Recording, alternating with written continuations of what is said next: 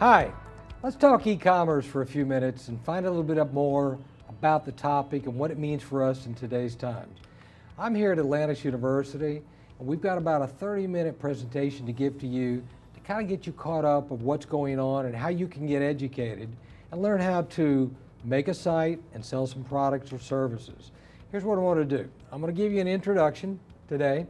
Then I'm going to give you some objectives, what my plan is that I'd like to accomplish by the end of this little seminar that we're going to have.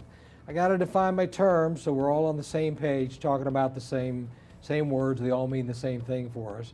And then I came up with a thing called the 5 Ds of developing and designing websites and e-commerce. And I want to share that with you because with my experience that I've had, I've been able to concise it into something easy to remember. I want to share that with you. Then we'll go to the conclusion, and then finally we'll end up at the end of our presentation. And if you have any questions, you can send them via email or call us at a later time. So what are we going to do? First of all, I'm James Thomas. Why should you pay any attention to what I have to say? Because a lot of people talk about e-commerce, a lot of people talk about websites, and basically all you really need to do is just put up your own website and you're an expert, right? Well, I've got a little more experience in that, and that's what I want to share with you, a little short bio. Believe it or not, I've been around since the internet was first created. In fact, when we first did it, it came out, we weren't really sure what we were going to do with it, and we used it to send messages back and forth and pictures, and that's when Google started as well. They basically were a search engine, that's all it was, and now they have everything in terms of applications, computers, and all kinds of things. But one of the things that's important is that when we started out, we didn't know what to do. Well, we figured out it could be a means of selling products. It could be a means of selling services. And I was there in the beginning when we started buying domain names, selling domain names, and writing everything by code, writing everything by hand, which was very time consuming. Most everything we do today, you can do with a wizard as long as you have the understanding. In my career experience, I've been in the IT business for over 30 years. I started a company back in 1989 called Computer Systems and Software, and it grew to be pretty big. And we had another component called Miami Webmasters. And that particular company developed websites for all kinds of people and e-commerce. In fact, my company was the one that here in Miami, there's a hotel called the Biltmore Hotel, which we did their first online reservation system. That was years ago. And we put it together and we learned and we had the experience. There really wasn't a lot of classes you could take in schools or anything at that point because they had not been developed it yet. Now, personally, I hold a bachelor's in business administration, got an MBA with an emphasis in information technology, and a doctorate also in business administration. I think one of the most interesting things that I'd like to share with you is that I didn't go to college when I was 40. So I was already a successful business person. I had my IT company, I had my web company, and I became an entrepreneur and would start businesses and sell them, or I'd buy somebody's failing business or get involved, make it better, and then turn around and sell that business as well. One of the things that helped me enormously was the use of the internet and the use of e-commerce. So I got a lot of experience. In fact, let me show you some of my recent projects that I have that I've been doing with e-commerce. Yeah, one last thing I forgot there. I've been teaching for about a little over 10 years as an adjunct at different colleges, and mostly in IT and in business. Here's one. This is a Best Grills, which is sells high-end grills for people's backyards. We sell to consumers. It's one that I'm working on for development of a customer right now. Another one, and the reason I'm showing you these is because you can have e-commerce that's not traditional. It doesn't have to be a business, it doesn't have to be a service or a product in the traditional sense. It can be something different as well. In this case, this is like a chamber. It's called Nevonomics. It's a particular chamber that has a target market, and what they do is they sell subscriptions and provide services to help their businesses grow. So they sell, but it's really a subscription service dealing with education on their product.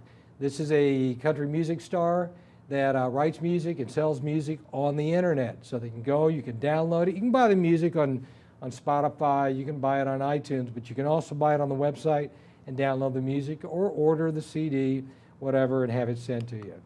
Another company I have is they sell these huge machines, the big tractors and the big farming equipment. The thing about them is you don't actually go online and you buy an equipment that's $100,000 or $200,000, but all of the information is there, and then you can find out, and then you can make the phone call or get the interested, show your interest so that the person can make the sale.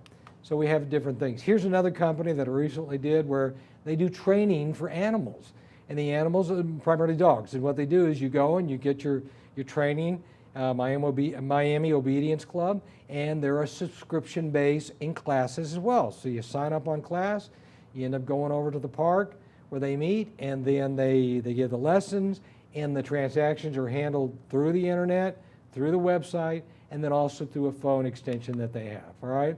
Here's another one that I've recently done and working on it. That's a premium cigar shop. Totally different in the industry. In fact, in this one, they not only sell the cigars, but when you come into the site, we have to verify your age because you got to be 21 years old to buy anything from the site. So just letting you know a different perspective from a different product and a different service. You can buy them by the single stick or you can buy them inside the box. Doesn't matter. All right, here's another one up in New York that they sell similar type of product, but slightly different. Another one where you have to age verify before you go into the site. Here's one, not everyone will know, but some will know what a guayabera is. It's typically the Cubans' shirts with the 4 pockets. But on this particular site, they sell shirts and they sell the hats and different items. And this is one of the first ones that I went in with a partnership and took the business where they were having some issues, but we were able to revive the business by putting them online as well. In the beginning, they weren't that way. All right, so what are my objectives in this seminar that we're going to do today? And by the way, in what I'm going to share with you today, I've got what I call the 5 Ds. Well, I'll get to that in a minute. But the thing is, there's no way I can share with you all the information in 30 minutes or 40 minutes, whatever time we happen to take right now. But I can give you an overview. And then from there, my hope is that you come to school, you take the classes, and you learn how to do the details, because that's what's important, that you get the overview, but you also get the details. I just want to let you know, when I was a kid, in my 20s, I was a singer, songwriter. I was in Latin America, was there for about 10 years, and then I gave that up. I was pretty successful, sold a lot of albums, sold about 250,000 albums in Latin America. And then when my daughter was born, I wanted to come back to the United States. So I come back to the United States to raise her, and I'm living in Miami. But I dropped out of college. And the problem with dropping out of college is I didn't have the information that I needed. I did not have the background or the know-how to start a business, but I got out of the music business. I had to start some kind of business to make money, because just getting a job at an entry level with no college degree, I was going to make $8 or $9 an hour, and I couldn't support my family on that. So what I ended up doing is I went over to college that was across the street, and I got a book on entrepreneurship, and I started studying that. And I began my business and began to grow it. And it grew. But I can tell you today that if I'd gone to college first and had gotten all of the studies going, or maybe worked along the side, then I would have done a much quicker job and perhaps a bigger company at the end. The way it turned out is I built my company. It was successful. We were at the right place, the right time, the right product, the right service. And I did not go to college until I was 40. And I already had a successful business. And when I went back to school, I went ahead and got a bachelor's and a master's and a doctorate, as I told you before. But the reason I did that this time was not to make my business better, but to come back and to teach in academia at the end of my career, so I can give back and teach people what I've learned during my years as an entrepreneur, and especially in the information technology industry and also as a businessman. So what are my objectives today? Well, I want to introduce you to the behind the scenes of e-commerce. That's what I want to do. We see the front end, we see the pages. You can go in and you can create all kinds of websites, and there's all kinds of great companies. You got GoDaddy, you got Wix, you got BigCommerce, you got Shopify. There's a lot of good ones that are out there, and you can throw something together, but unless you really understand the behind the scenes, you're not going to be successful. At least I haven't seen it. As they say in the Field of Dreams, if you build it, they will come. Well, in my experience of building a website, if you build it, they will not come unless you do the right things behind the scenes. If you do the right things behind the scenes, you're going to have a website that's successful, all right? What I want to do is I want to teach you the components for launching a successful e-commerce site. Pretty doesn't necessarily mean you're going to make a lot of sales, although pretty is good. You want to have a nice, easy flow, and we'll talk about that in a minute. But the other thing that you want to do is you want to be able to give something where it's easy for the customer to get in, get out, find out what they're looking for. You want them to come back. They got to know that you're there. How are you going to reach those people? We're going to get into that in just a few minutes as we do an introduction. Finally, I want to share with you some tools that I use. I'm going to share 3 tools in particular that I use that help me develop websites for my clients that we put together. Now, I still, even though I'm teaching, I still develop e-commerce sites for customers. And I've done it in many different ways. Some of the customers, and since my background is business, some of my customers, I'll just do the e-commerce site, and I'll charge them a certain amount of money.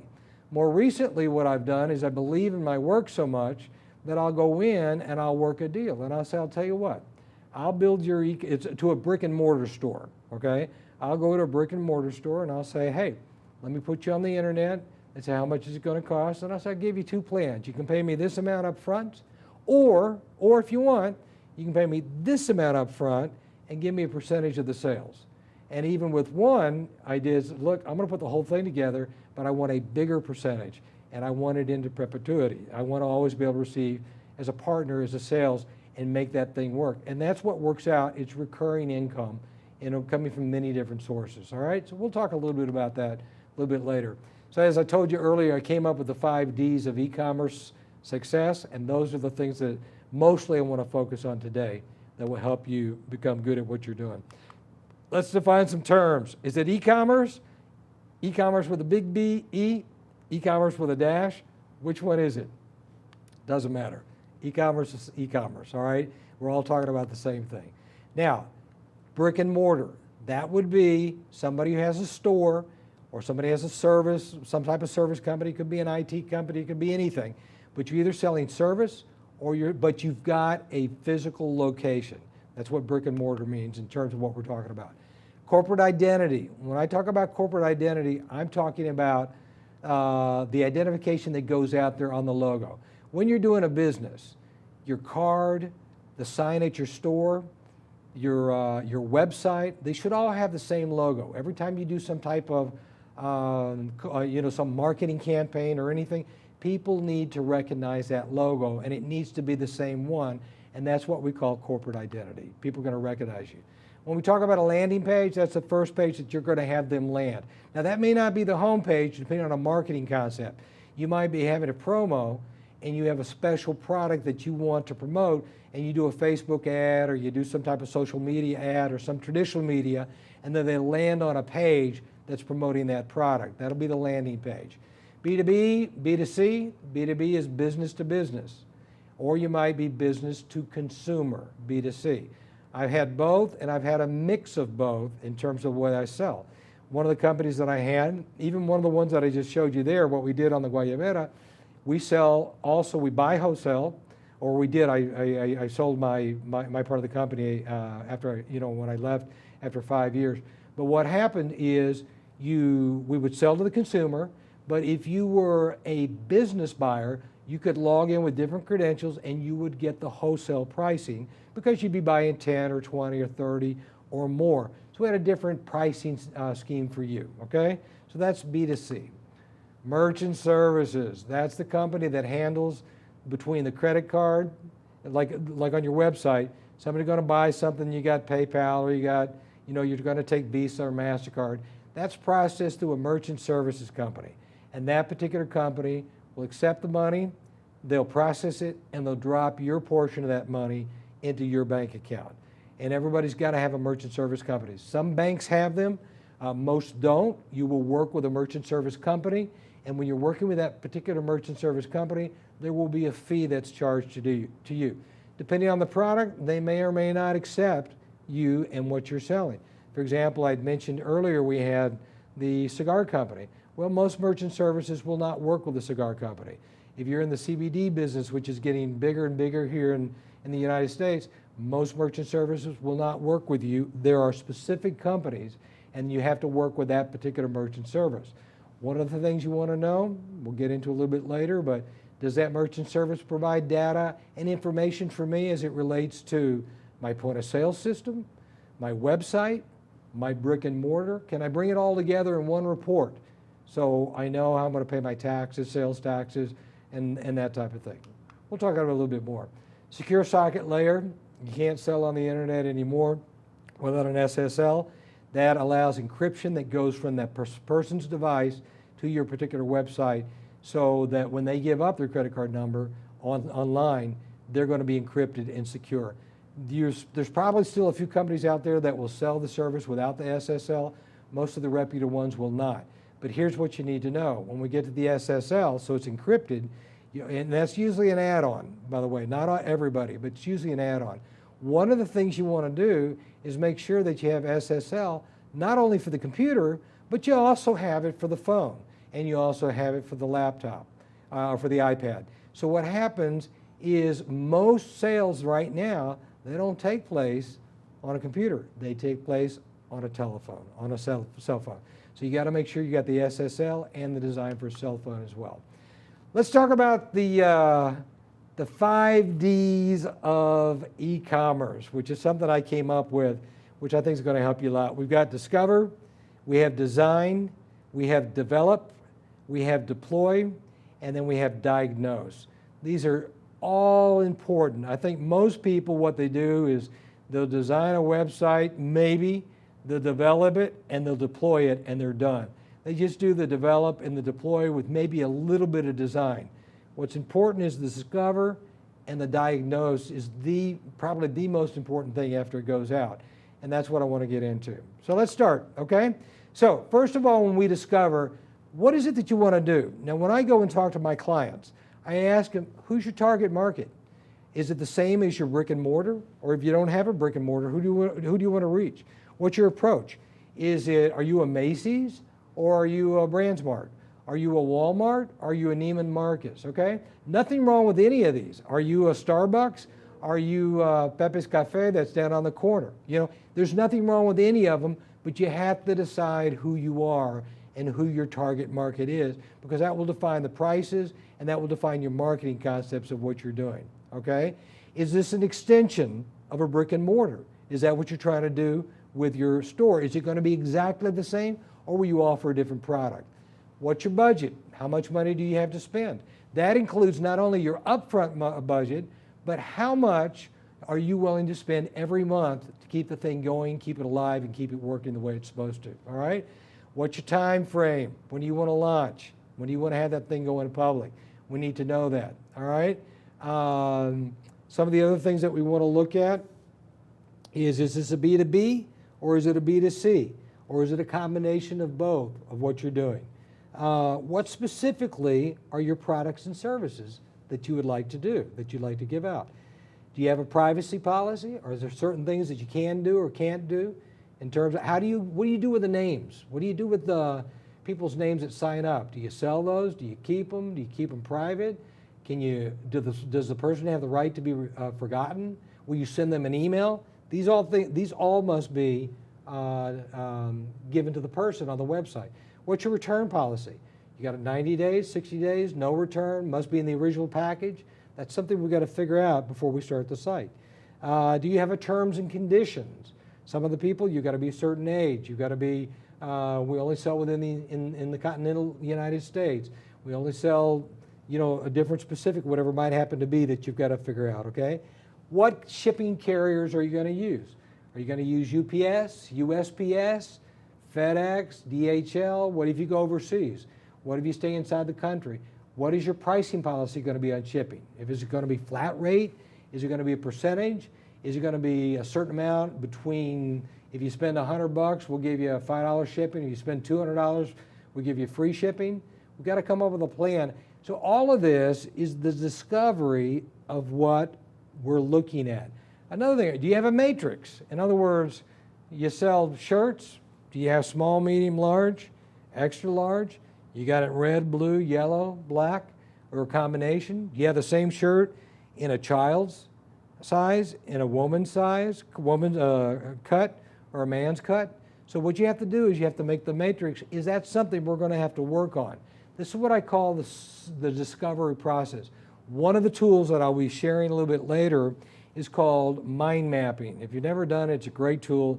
We're going to go over it very quickly. And basically, it's controlled brainstorming to make sure that it works for whatever it is that you end up putting your website, putting your e-commerce works for you. All right?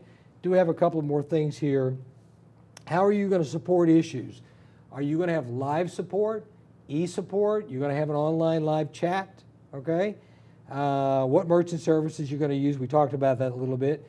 Does your accounting system integrate with your website? Can it go back to your point of sale system? Will you be, does it integrate with your shipping software? In other words, did you know that you can actually integrate, you probably knew this, but you can actually integrate with the UPS or the USPS rates, and if you know what zip code it's coming from, how big it is and what it weighs and where it's going to, you can come up with the exact price based on what their shipping charges are. And you can do that, but the thing is, there's a shipping program that does that, but does that shipping program integrate with the platform that you're choosing? When I say platform, I mean whatever you're going to use. Is people use different platforms to create their websites, and I'm a big fan in using platforms that were created for e-commerce. Now, there's a lot of people that use websites with plugins so the e-commerce will work. And that's fine. If that works for you, that's great. I'm not a big fan because I think it creates more opportunities for people to target in terms of maybe different viruses and things like that, because you've got to, there's patches, there's changes, there's usually third-party plugins. If you update one, you got to update the other. Now, there's nothing wrong with third-party products, but in terms of the e-commerce portion of it, I'd rather deal with a company that has an e-commerce platform built into it. Just a couple of, there's a bunch of them, but just two quick ones. One is BigCommerce and the other Shopify. They're probably two of the biggest ones you've heard of before, and I think they both work very well. All right, and I'm not promoting any product. I'm just telling you a couple that I've worked with that I've had some good situations, okay? What else we have here? What level of secure socket layer are you going to have? Because it comes in different levels. Have you picked out your domain name? How many different domain names will you have? For example, in one of my companies, it was CSS IT Solutions. We also had CSS Online Solutions, and we also had CSS Miami, but they all went to the same place. And then we had Miami Webmasters, and that went to the same place. And so basically we had different domain names to do our marketing, but they will all end up at the same place because we had a multi-level marketing plan. What emails are you going to use? Are you going to need an info ad, a sales ad, a bookkeeping ad, whatever? You know, we've got to come up with the ideas of what we're going to need and discover, and can they be aliases, or do they have to be separate emails that have their own SMTP and their own box, their own, maybe a POP account or an IMAP account or an Outlook Exchange account? Or can it just be an alias and you have them all going to the same email address and you're just paying for one Exchange account, for example?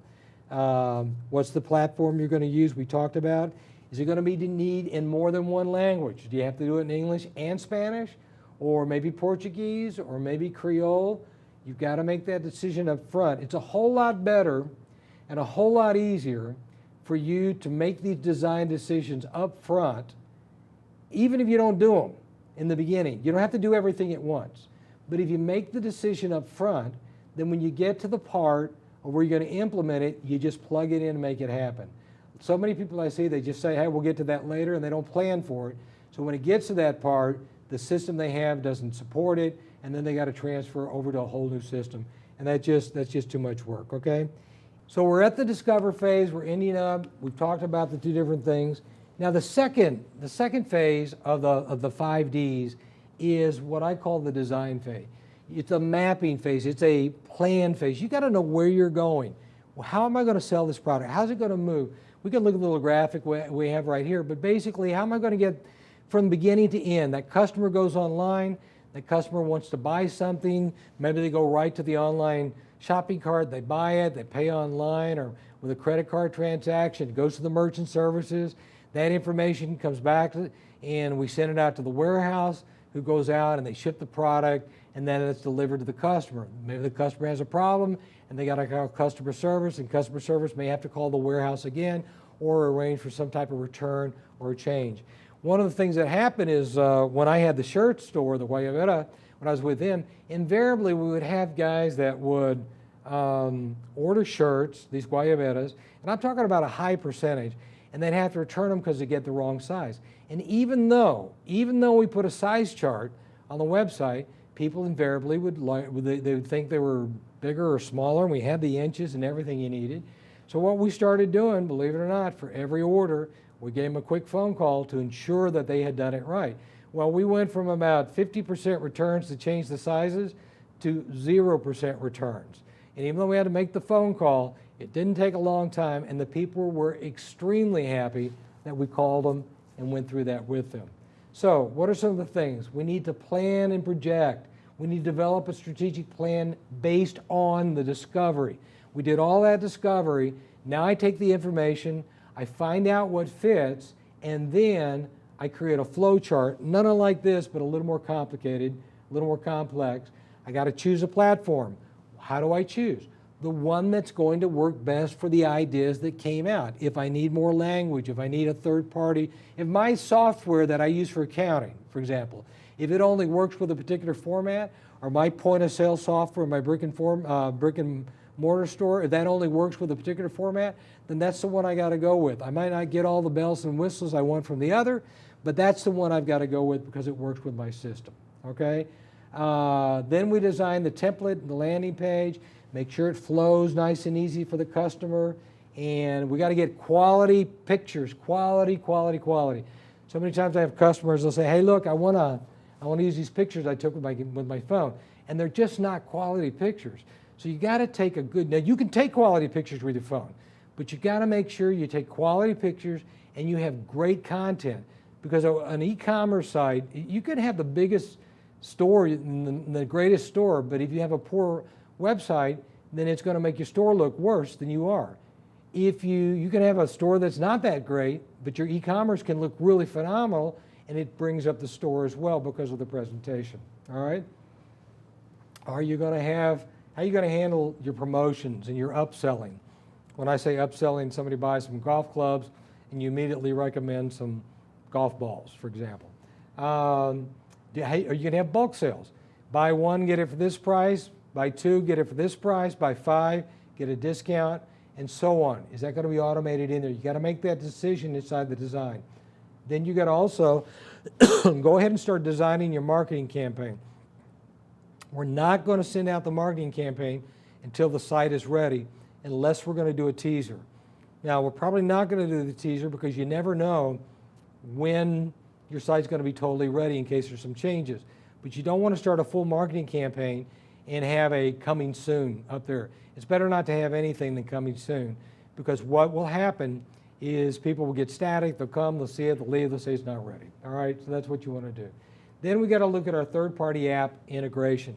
When I'm talking about third-party apps, I'm talking about in particularly about your shipping apps, your merchant services, your live chat, maybe languages, your email, how you're going to calculate the sales tax, your bank, okay, and your social media, and maybe your CRM. All of these are typically done through third-party apps, and they need to be done and thought out in advance. And so the best thing you can do is take some time, slow down, and plan it. Plan it well.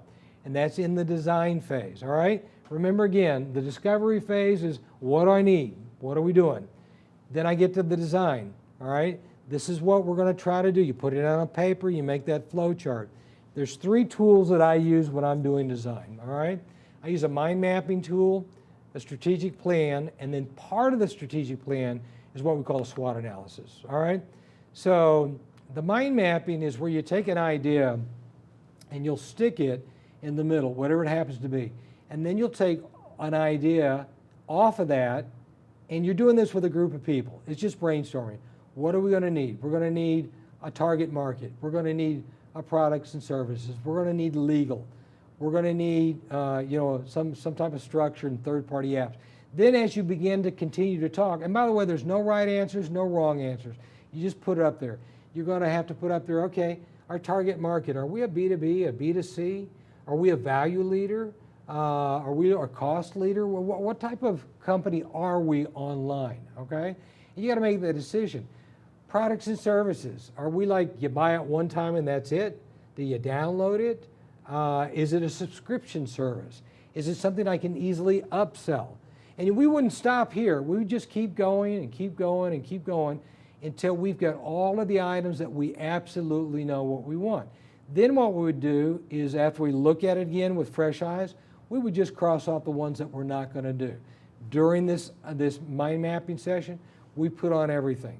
Then we go back and get rid of the ones that's really not going to be a good fit for what we want to do, all right, at that particular point. So that's how the mind mapping works. Now, if you come to one of our classes, we will spend, by the way, if you come to one of our seminars, in one of our classes, we can spend a week on each of the 5 different Ds and teach you in detail how to actually get it done. This is just an overview to let you know. I love this plan, this strategic model by Fred David. And basically, this is a management model for business, for a company. And let me bring up one more thing while I'm saying this, which I think is really, really important. You can say, all right, I need the technical skills to build a website, and that's good. But you need the business skills, because without the business skills, you're probably not going to succeed. You've got to get people behind you and in your camp that know how to run business. And every business is going to have a minimum of 3 things, okay? You're going to have a product and a service, okay, that's going to go out to that customer. You're going to have some type of sales and hopefully a marketing plan to let people know about it and then to close the deal so you can have some customers, of which that product and service is going to go to. And then the third thing you're going to have is some administrative support.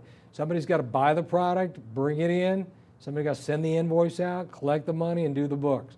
So at minimum, those are the 3 things you need to have. Excuse me.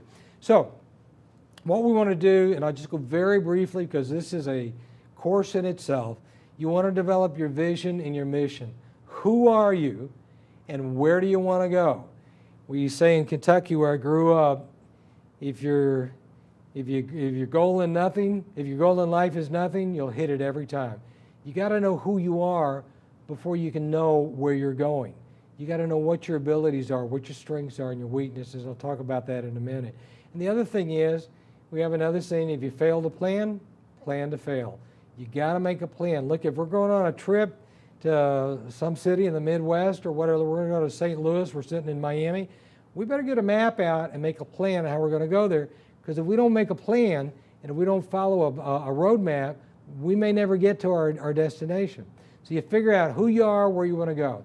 Then you do what we call a SWOT analysis, that you identify your strengths, your weaknesses, your opportunities, and your threats, and you do this both internally and externally.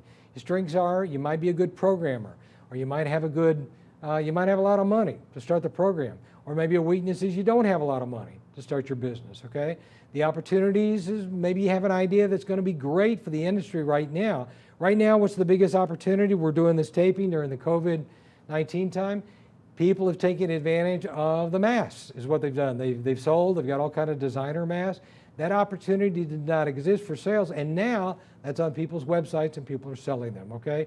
Food being delivered, products being delivered to your home.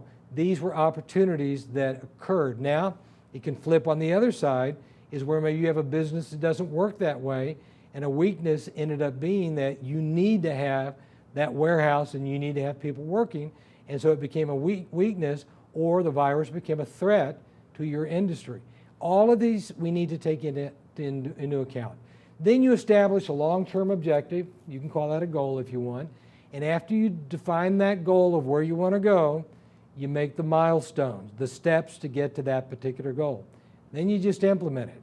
Once you implement it and it's running, you got to come back and measure to make sure that you did it the right way and make the appropriate adjustments. The tool I was just talking about, which I love the most, is the SWOT Analysis.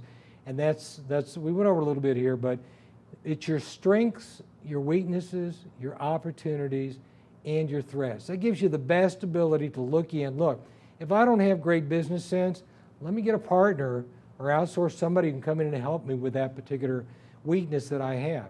If I don't, if I'm not good at marketing, but I'm really good at creating and designing the product, bring a marketing person in, bring a salesperson in, and get the right people on your team, because you're going to need them to succeed, and you're going to need it to succeed in your website. I think the best combination when you're building an e-commerce site, you got a business person and you got a tech person. You got them both, or maybe you have both skills and you can do it. But if you can use and borrow the strength of each other and your strengths from two different people from those perspectives, you're going to do a whole lot better. All right, so what do? We discovered, we designed. Now what are we going to do? We got it on paper. We know what we're going to do. First, we discover. We know who we are, what we're going to do, where we're going to go, what we want to do. Now, then we're going to develop. We're going to design it, put it on paper. This is what we like to do. Then we actually develop it. That's when we go, we get into the platform and we start putting the pictures and the products and the descriptions and the prices, and we follow the strategic plan, okay? We try not to leave that strategic plan, but follow that. Make modifications with authorizations if necessary, but follow the plan. Make the plan, follow the plan. You've got it written already. Now I'm just putting it inside the development. If you run into a problem or an unforeseen problem, then you go back to the team and you redesign and make some adjustments, okay? But basically, you're going to implement those components that you agreed upon in the design phase, all right? Test as you go. Don't wait to do your testing at the end. Test each component. You finish a component, test it. You finish another component, test it. You finish another component, because you don't, and then go back and test the first one or the second one.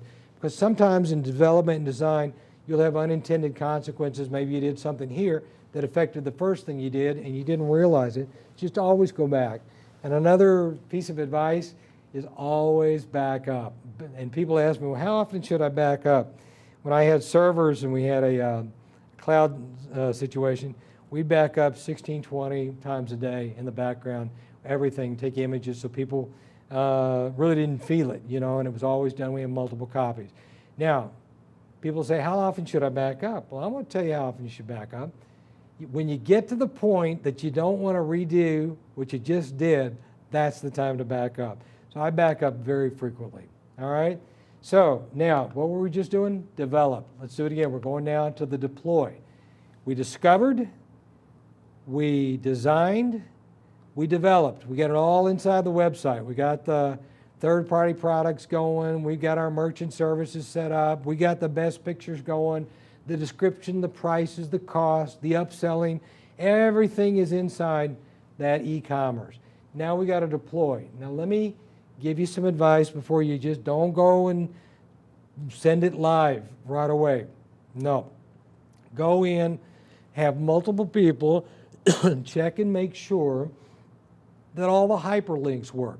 And by the way, if you change a hyperlink and you go to a different page, you change the name or something, make sure you redirect the old hyperlink to the new place.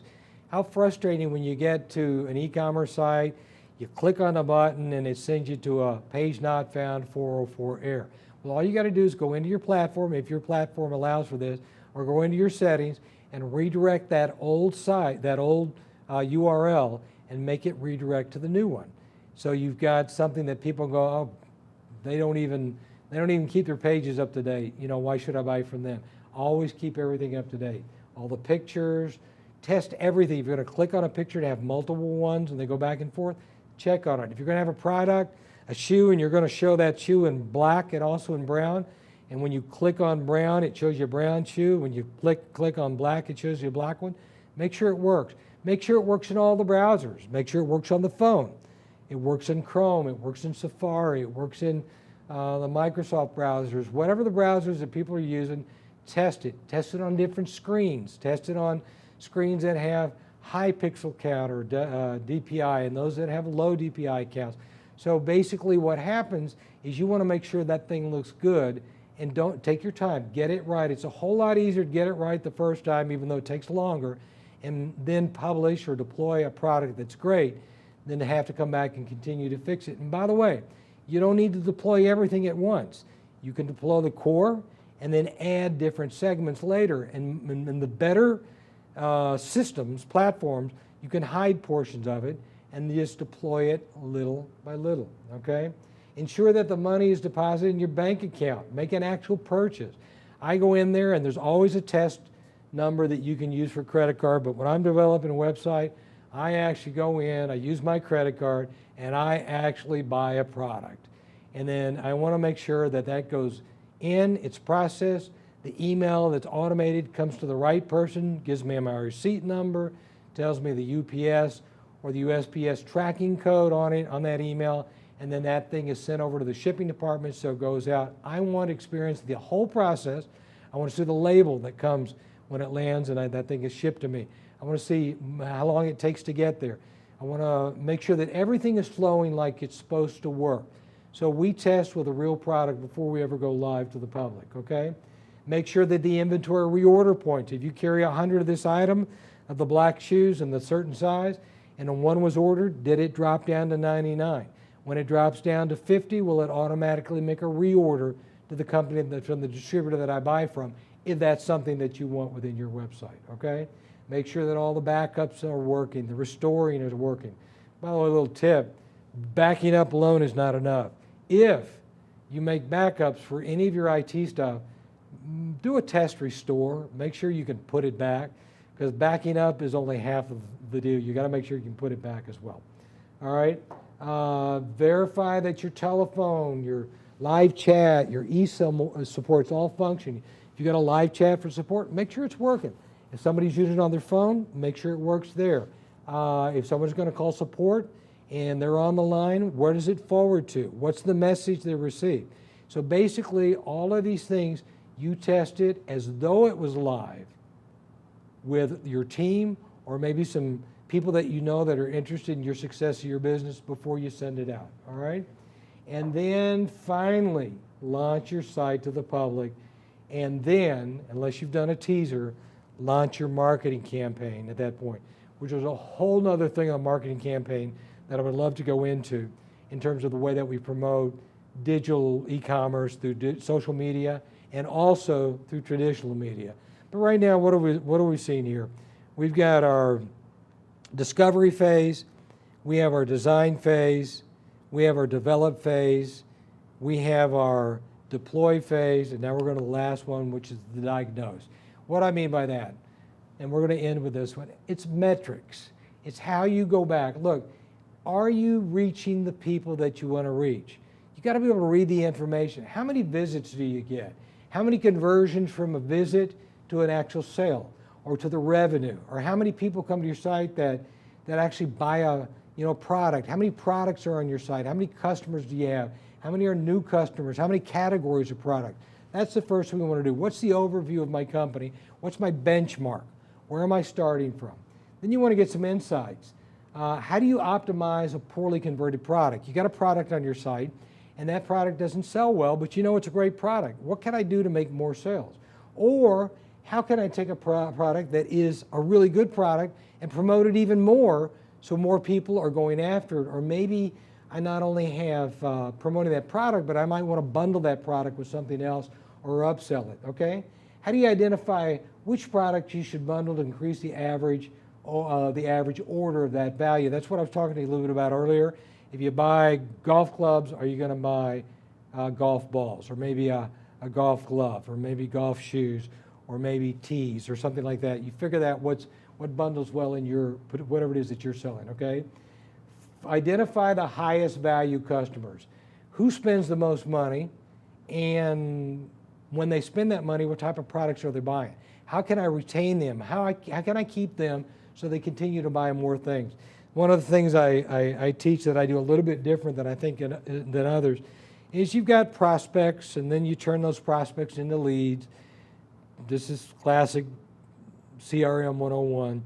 Then you take those leads and you turn them into customers. And then I like to take it one more lesson, and I call it a client. What's the difference for me between a client and a customer? Customer buys one time, a client buys over and over and over. And my goal in all the things that I try to do is I try to sell a recurring service, something that's a monthly thing that they're going to pay every single month over and over and over, and then I try to provide a value for that particular person. Okay, what else we want to do? Identify value customers who haven't purchased in a while. Maybe they're a good customer, but it's been a while since they bought anything. Let's talk about merchandising. How are we going to diagnose that? How many products did you sell? What were they? What's the revenue average on that? The price average, the price range, okay? Marketing, where did your visits come from? One of the things that's great when you have e-commerce, it collects the IP addresses of the people that come in. So you can say, hey, the majority of my customers are in Miami, Florida, or the majority of my customers are in whatever, Louisville, Kentucky. You can see where they're coming from, or maybe a different country. You can also see, which is towards the one of the last things that I have on here, is the device that it was on. Did they buy that on an iPhone? Did they buy it on an Android? Did they buy it on a computer? How was that purchase made? What device was it made on? What time of day was it? What day of the week was it? And what type of device was it that they made the purchase? So as you begin to study and diagnose the metrics of what you have, then you can increase and improve your company. And last here, the orders. What are the total orders? The units sold, the percent of orders discounted. Sometimes you got a discount, for example, what we'll do is abandon carts. Somebody buys something, or they put it in their cart, they don't want to buy it yet, they leave, but they left their information. Automatically send them an email, they get it and say, hey, well, I noticed you left this in the cart, come on back, we'll give you 10% discount or 5% discount if you use this promo code, but you got to do it in the next 24 hours. And the conversion rate on that is extremely high, believe it or not. It costs a little bit more on some platforms, but does your platform support that? That's what you want to know. Does it support it or not? And that's one of the items that you're going to want. All right. We also look at some additional things. And again, this is a whole seminar in itself. The purchase funnel, the abandoned carts, of which I talked about. This in-store search, this is a great one. You get a search summary. How many people searched in my store? What was the top word that they searched for? What was the top category, the top product? What day do they search the most on? What part of the day is it searched? So when you know these things, or how many people searched on a word that I didn't have a response for? When you know these things and you know how to study these, then you can find out, let's go back to SWOT, what my weakness is. Remember the strength, weaknesses, opportunities, and threats? Now I see what my weakness is. They search on this word, I don't have an answer. Now I know I can go in there and add that thing, and that will increase my sales. If I'm losing people to other to competitors, that might be a threat that happens. If I find out, how did I lose this particular person? Or if a strength, if I can keep them because they got the great product that they like and there's a good upsell, then I know what to work from. That all comes from diagnosing and comes from metrics. Then the other one that becomes extremely complicated now, because they're now implementing sales tax and they're beginning to implement it everywhere in every state for your sales tax. Look, we live in Florida. In Florida, every county's got a different sales tax. So the state is 6%, but a county might have a 0.5%, a 1/4%. It's all different. And it becomes a bit of a headache to calculate that. So now you're selling across the United States, and every single state eventually is going to want to collect sales tax from you, and you got to collect it. How do you do that when you got 50 states and every single state has got a different algorithm they use to collect taxes? Well, there's third-party companies and third-party softwares that do that now. So make sure that your platform supports that, whatever you end up using, number one. And number two, make sure that the cost, when you do that, you're going to understand that that's a part of your cost of doing business. So you order the product, you've got your monthly cost for the hosting of the website, you've got your marketing for the website, you've got your search engine optimization, which we haven't even talked about, you've got your digital and your traditional marketing, and you've got other things that your third-party products that you're going to bring in, they all have a cost. So once we figure out all of that cost, then we got to take that number, divide our average sale into it, or we can figure it out by the unit price of the particular product we're selling or the service. So we come up with a true cost, not just the cost we paid for it. And then that way you can know how much discount you can give or how much shipping you're going to be able to give that person once we have all the information. But you can't do it if you don't diagnose, and you don't have the diagnosis for the different people. So getting back, what are we looking at? E-commerce. You want to go in the e-commerce business, you want to make money, and that's why we do it, right? So you're going to have to learn the 5 Ds. You're going to have to discover. You're going to have to design, develop, deploy, and diagnose. We can teach you that here at Atlantis University in our classes that we have with e-commerce and technology. But we don't just give the superficial overview that I've just given you in the last few minutes. We give you detail by detail in each class, in the business side and also in the technology side of how to make that a reality. Hope you enjoyed what you learned today, and stick around for some other items that we're going to be doing in the future. And I want to thank you for listening to me, and hopefully I've given you something where you can be a successful e-commerce person, designer, developer, and most important, business person. Thank you again. Goodbye.